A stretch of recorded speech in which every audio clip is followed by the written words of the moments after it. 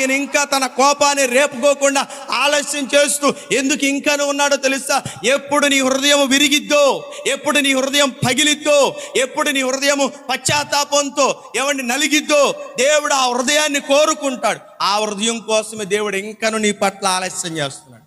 విరవకుండా ఇంకా రాతిగానే ఉందా?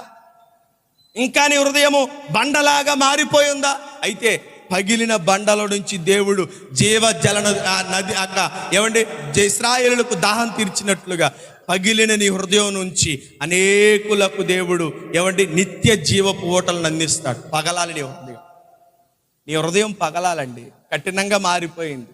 దేవుని వాక్యం ఎంత విన్నా, ఎంత బోధించి, నాలాంటి బోధకులు కాకుండా మంచి మంచి బోధకులు ఎన్ని బోధించినా నేనంటే చిన్న చిత్తగా సేవకుండి, నాకంత పెద్ద వాక్య పరిజ్ఞానం లేదు.